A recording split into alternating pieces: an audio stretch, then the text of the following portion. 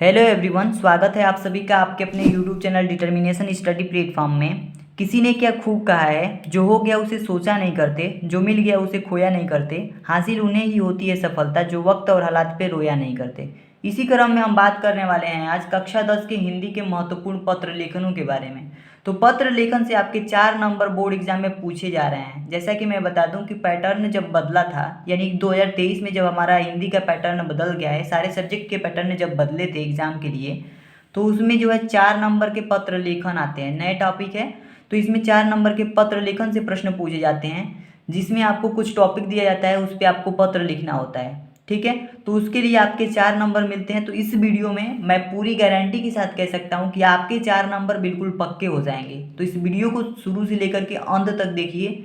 अगर आप जिस तरीके से मैं बताऊंगा उस तरीके से अगर आप लिखते हैं तो आपको पूरे पूरे नंबर मिलेंगे पत्र लेखन में। ठीक है, तो पत्र लेखन लिखने का सबसे बेस्ट तरीका क्या हो सकता है, इस वीडियो में मैं बताने वाला हूँ। इस वीडियो को अगर आप स्किप कर देते हैं तो यानी कि आप 4 नंबर में से आप कटौती कर लेंगे। ठीक है, तो 4 नंबर पूरा पूरा पाना है तो इस वीडियो को जरूर देखिए। मैं इसमें इंपॉर्टेंट पत्र को भी बताने वाला हूँ कि कौन कौन इंपॉर्टेंट है आपके बोर्ड परीक्षा 2024 के लिए। तो 3 इसमें महत्वपूर्ण पत्रों को बताने वाला हूँ, जिसपे अगर आप प्रैक्टिस कर लेते हैं बार बार लिख लिख करके, तो आप आसानी से किसी भी टॉपिक पे लिखना सीख जाएंगे। और ये 3 जो हैं काफ़ी इंपॉर्टेंट है। हो सकता है कि ये 3 हू बहू आपके एग्जाम में यानी आपके क्वेश्चन पेपर में आ जाएं। तो सबसे पहला अगर बात करें तो शुल्क मुक्ति हेतु अपने विद्यालय के प्रधानाचार्य को एक प्रार्थना पत्र लिखना है, यानी कि शुल्क की माफ़ी के लिए प्रधानाचार्य से विनती करना है, एक पत्र लिखना है जिससे कि प्रधानाचार्य आपकी शुल्क को माफ़ कर दे। इसको जरूर याद कर लीजिएगा। और इसी पत्र को मैं लिख करके भी बताऊंगा कि किस तरीके से पत्र का प्रारूप होता है और किस तरीके से आपको लिखना चाहिए, ताकि आपको 4 में 4 नंबर पूरा मिले। ठीक है, अगला हमारे पास है इंपॉर्टेंट, अपने क्षेत्र में व्याप्त गंदगी के कारण उत्पन्न डेंगू व मलेरिया बीमारियों की जानकारी किसी दैनिक पत्र के संपादन को देते हुए पत्र लिखिए। तो किसी दैनिक पत्र के संपादन को देते हुए यानी जानकारी देनी है किसी दैनिक पत्र के संपादन को, कि जैसे हमारे क्षेत्र में क्या हो रहा है कि गंदगी फैल रही है, गंदगी की वजह से डेंगू और मलेरिया जैसी बीमारियां फैल रही हैं। तो इस खतरनाक बीमारियों के निवारण के लिए आपको क्या करना है, दैनिक पत्र के संपादन को पत्र लिखना है। ठीक है, जिससे कि उसका निवारण हो सके, ये भी आपको तैयार कर लेना है। तीसरा जो सबसे मोस्ट इम्पोर्टेंट है, तीसरा भी हमारे पास इम्पोर्टेंट है, ये भी महत्वपूर्ण पत्र है। क्या है, बिजली समस्या के निवारण हेतु अपने जिले के बिजली विभाग को शिकायती पत्र। ठीक है, तो इसमें क्या करना है, बिजली विभाग यानी कि आपके शहर में, आपके क्षेत्र में, आपके कस्बे में बिजली की समस्या है, बिजली नहीं आ रही है, या किसी कारणवश बिजली का तार टूट गया है, या कुछ भी ऐसा कार्य हुआ है जिससे कि आपके घरों तक बिजली नहीं पहुंच रही है, तो इसके निवारण के लिए आपको बिजली विभाग के लिए शिकायती पत्र लिखना है कि हमारे ज़िले में या हमारे गांव में या हमारे क्षेत्र में क्या हो रहा है, बिजली नहीं आ रही है, तो इसके निवारण के लिए आप कार्यवाही करें। ठीक है, तो ये 3 पत्र काफ़ी इंपॉर्टेंट है। तो ये आप 10th क्लास में हैं, हिंदी की तैयारी कर रहे हैं, 4 नंबर पक्के करना चाहते हैं, तो ये 3 पत्र जरूर लिख लीजिएगा। इसमें से जो पहला हमारा पत्र था, शुल्क मुक्ति हेतु अपने विद्यालय के प्रधानाचार्य के लिए, तो इस पत्र को हम लिखे हैं और इसको बताते हैं कि इसका प्रारूप कैसा होता है, यानी पत्र को लिखते कैसे हैं। ठीक है, तो ध्यान से देखिएगा। अब हमारा जो खेल होता है, असली खेल यहाँ से शुरू होगा।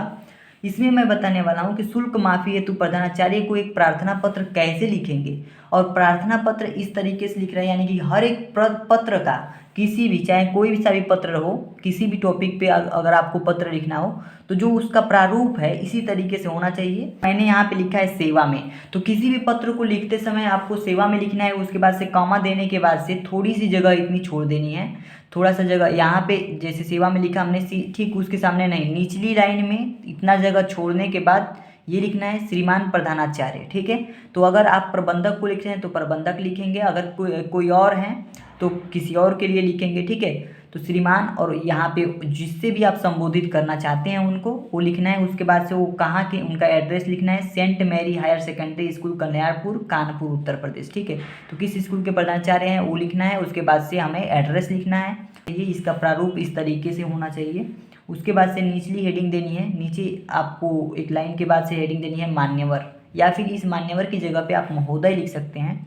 ठीक है, उसके बाद से आपको क्या करना है, ध्यान से देखिएगा, ये आपका प्रारूप है। उसके बाद से मान्यवर, मान्यवर लिखने के बाद से एक लाइन नीचे आना है, एक लाइन नीचे एक लाइन छोड़ देना है। एक लाइन छोड़ने के बाद से कुछ दूर छोड़ने के बाद, इतना दूर छोड़ने के बाद से आपको लिखना है सविनय निवेदन यह है कि मैं साधारण किसान परिवार से हूँ। ठीक है, तो इसमें क्या करना है, आपको फीस माफ़ करवानी है। तो फीस माफ़ करवानी है तो अपनी प्रॉब्लम बतानी पड़ेगी। ठीक है, तो यही बताना है कि सविनय निवेदन यह है कि मैं साधारण किसान परिवार से हूँ। मेरे पिता की मासिक आय 3000 रुपये है, यानी कि हर एक महीने की आय जो है 3000 रुपये है।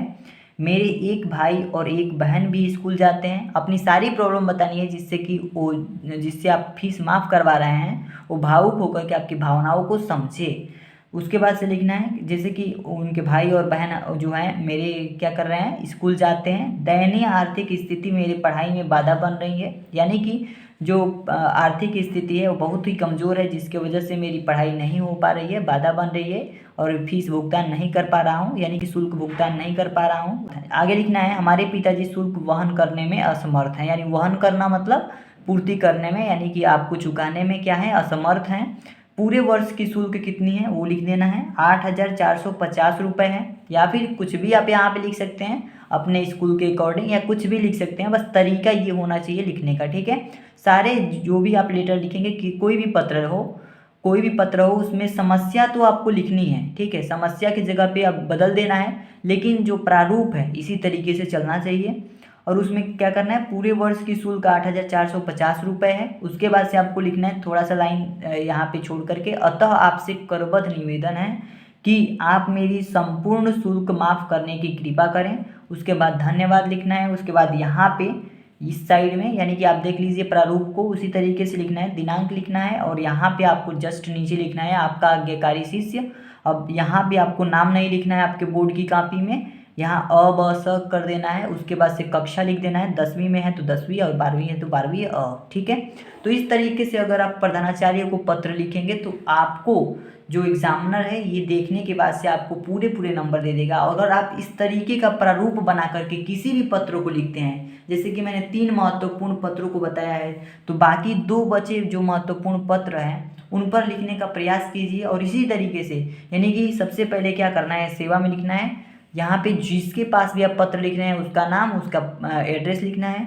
उसके बाद से उनको मान्यवर कहते हुए, यानी कि उनको रेस्पेक्ट देते हुए अपनी समस्या का वर्णन करना है, अपनी समस्या बतानी है। उसके बाद से अपनी समस्या का जो भी आपको समस्या है, जो भी चीज़ चाहते हैं, जो भी मांग रखना चाहते हैं वो सब करना है आपको। उसके बाद से आपको यहाँ पे धन्यवाद करते हुए अंतिम पंक्ति में आपको दिनांक और अपना परिचय देते हुए बंद कर देना है लेटर को। तो इस तरीके से अगर आप लिखेंगे तो 100% गारंटी के साथ मैं बोल रहा हूँ कि आपको पूरे नंबर मिलेगा। किसी भी तरह से एग्जामिनर आपके नंबर को काट नहीं सकता है। ठीक है, और हैंड राइटिंग को सुधार कर लीजिए और साफ सुथरा लिखने का प्रयास कीजिएगा, पूरे आपके नंबर मिल जाएंगे। तो आशा करता हूँ ये सारी चीज़ें समझ में आई होंगी। किसी भी तरीके की कोई भी प्रॉब्लम हो तो कमेंट करके ज़रूर बताइएगा, और किस टॉपिक पे आप वीडियो बनाना चाहते हैं वो भी कमेंट करके बताया करिए, ताकि मैं उस टॉपिक पे भी आपको क्लियरिफाई करता रहूँ और अच्छे से आपको बताता रहूँ। ठीक है, तो आज के लिए इतना ही रखते हैं, मिलते हैं नेक्स्ट वीडियो में, तब तक के लिए धन्यवाद।